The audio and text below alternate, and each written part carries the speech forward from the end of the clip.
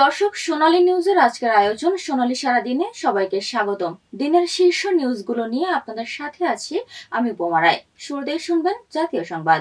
জুলাই জাতীয় সনদ বাস্তবায়নে আইনি ভিত্তির জন্য জাতীয় নির্বাচনের দিন একই সঙ্গে গণভোট নেওয়ার প্রস্তাব দিয়েছে বিএনপি।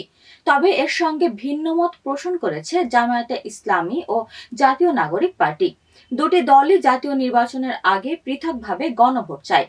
এ অবস্থায় জুলাই সনদ বাস্তবায়ন প্রশ্নে বিএনপির পাশে দাঁড়িয়েছে ফ্যাসিবাদ বিরোধী যুগপৎ আন্দোলনের মিত্ররা। জানা গেছে, এই ইস্যুতে ঐকমত্য কমিশনের বাইরেও সোচ্চার থাকবে বিএনপির মিত্ররা। বিগত বছরগুলোর চেয়ে চলতি বছরে ডেঙ্গুর প্রকোপ বেড়েছে। গত ৩ মাসের তুলনায় এই মাসের ৯ দিনে আক্রান্ত ও মৃত্যুর সংখ্যা বেশি। ২০২৫ সালের জানুয়ারি থেকে ৯ অক্টোবর পর্যন্ত ডেঙ্গুর রিপোর্ট বিশ্লেষণ করে দেখা যায় প্রতি মাসে ডেঙ্গুতে আক্রান্ত ও মৃত্যুর সংখ্যা বাড়ছে।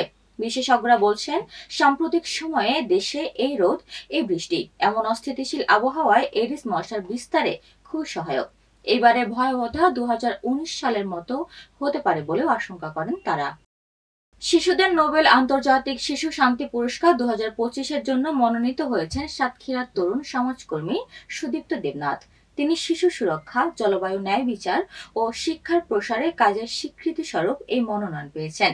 সুদীপ্ত দেবনাথ সাতক্ষীরা সরকারি উচ্চ বিদ্যালয় থেকে ২০২৫ সালে এসএসসি পাশ করে বর্তমানে সাতক্ষীরা সরকারি কলেজে একাদশ শ্রেণীতে অধ্যয়ন করছেন। বাংলাদেশ থেকে মৌসুমী বায়ু বিদায় নিচ্ছে, ফলে দেশ জুড়ে কমে আসবে বৃষ্টিপাত। আবহাওয়া অফিসের পূর্বাভাস অনুযায়ী আগামী ২৪ ঘন্টায় দেশের সব বিভাগে বৃষ্টি ঝরবে। সেই সঙ্গে কোথাও ভারী বর্ষণ হতে পারে।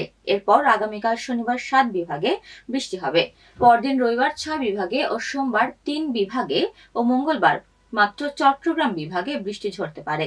শুক্রবার সকাল ৯টা থেকে পরবর্তী ১২০ ঘন্টার পূর্বাভাসে এ তথ্য জানানো হয়েছে। দর্শক, এবারে আন্তর্জাতিক।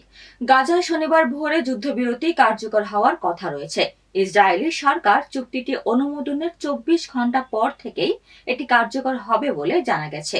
জানা যায়, যুদ্ধবিরতি শুরু হলে ৭২ ঘন্টার মধ্যেই জিম্মিদের মুক্তি দেওয়া হবে। এর বিনিময়ে ইসরায়েলি কারাগার থেকে শত শত ফিলিস্তিনিকে মুক্তি দেওয়া হবে। ইসরায়েলের প্রধানমন্ত্রী বেনিয়ামিন নেতানিয়াহুর বিরুদ্ধে রাজনৈতিক কারণে সংঘাত দীর্ঘায়িত করার অভিযোগ উঠেছে। এ কারণে এই যুদ্ধবিরতি চুক্তি মধ্যস্থতায় সহায়তার জন্য যুক্তরাষ্ট্রের প্রেসিডেন্ট ডোনাল্ড ট্রাম্পকে ধন্যবাদ জানান তিনি। সংক্ষিপ্ত সফরে সোমবার ইসরায়েলে যাচ্ছেন মার্কিন প্রেসিডেন্ট ডোনাল্ড ট্রাম্প।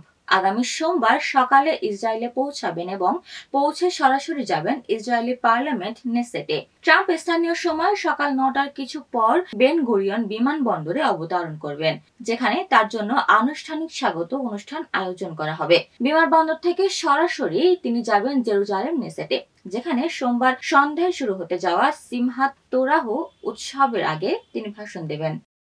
দর্শক, এবারে খেলার খবর। পাকিস্তানকে হারিয়ে বিশ্বকাপ দারুণভাবে শুরু করেছিল বাংলাদেশ নারী দল। তবে ইংল্যান্ডের বিপক্ষে হোঁচট খেয়েছে নিগার সুলতানরা। বিতর্কিত আম্পায়ারিং আর হেথার নাইটের ইনিংসে হাতছাড়া হয় ম্যাচটি। তবে নিউজিল্যান্ডের বিপক্ষে লড়াইয়ের আগে এসেছে দারুণ এক খবর। দলে ফিরছেন পেসার মারুফা আক্তার। ইনজুরি কাটিয়ে পুরোপুরি ফিট মারুফা ফিরছেন বল হাতে, গতি আর ধার নিয়ে। টিম ম্যানেজমেন্টের আশা, তার উপস্থিতিতেই আবার জয়ের ছন্দে ফিরবে বাংলাদেশ নারী দল। দর্শক, আজ এ পর্যন্তই। সোনালী নিউজের সাথে থাকার জন্য ধন্যবাদ।